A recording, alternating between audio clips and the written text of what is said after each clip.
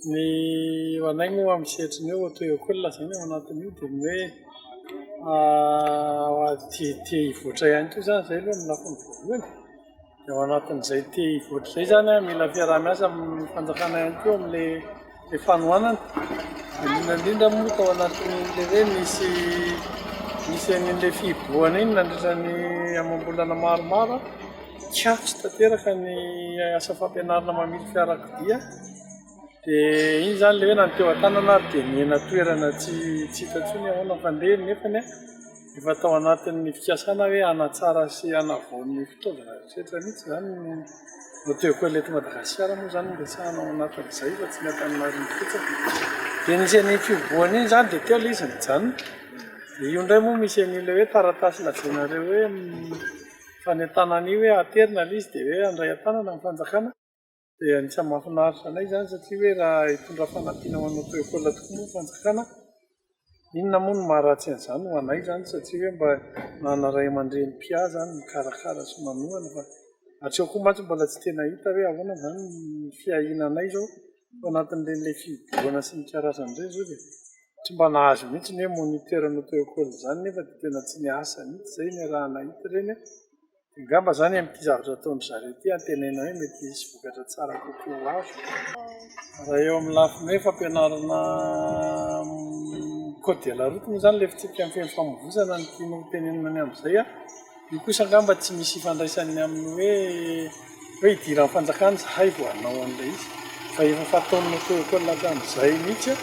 no mampianatra an'ilay lalàna amin'ny feno famoivozana. Fa ny eo amin'ny resaka hoe lozam-pifamoivozana indray iny dia iny fantatsika tsara fa be dia be ny lafiny tokony hijerena miaraka ao anatin'ilay iny fa tsy hoe resaka tsy fahaizana code de la route fotsiny. Ary raha ohatra koa hoe resaka code de la route ny resahana dia ireo mpianatra ireo tsy tonga dia hoe mandeha mitondra eny amin'ny arabe akory fa misy fanadinana hitsapana amin'ny fahaizana zareo alohan'ny azahoany an'ilay permis. Dia efa mahazo an'ilay fahazoan-dalana indray izy dia eo amin'izay izy manomboka mizatra ny an-dalana.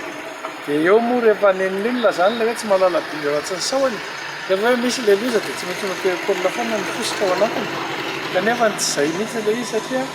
mety hoe misy anjara andraikitsay zany tao anatiny fa tsy voatery hoe tsy maintsy avy amin'ny auto-école avokoa ilay izy avy. Dia resaka hoe lalàna amin'ny feno famoivozana zany efa niainana hatramin'izay dia efa ampitaina foana ilay izy fa nisy an'ilay hoe code de la route vaovao iny moa zao ilay hoe mampiarina kanefa hatramin'izao any zao dia mbola tsisy didy fampiarana an'ilay izy dia mbola miantona eo ilay izy. Ny atao hoe code de la route zany dia fitsipika mifehy an'ilay fandaminana amin'ny famoivozana amin'ny ankapobeny mihitsy io zany ho an'ireo rehetra mampiasa ny lalana.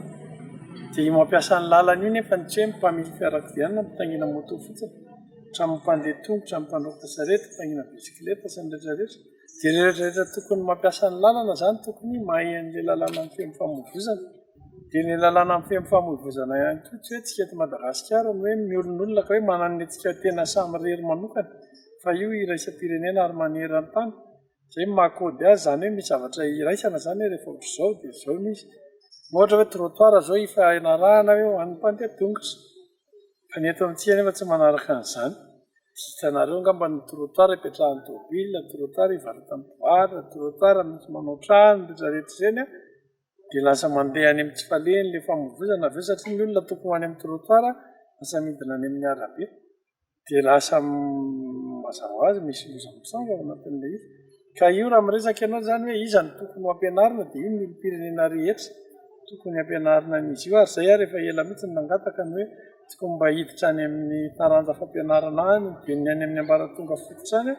ilay fahaizana an'ilay fitsipika amin'ny feno famoivozana dia mivoatra tsikelikely eo dia avy eo samy mba mahay daholo ny rehetra dia rehefa samy manaja an'izay ny rehetrarehetra dia antenena hoe misy vokatra izy ary hatsara.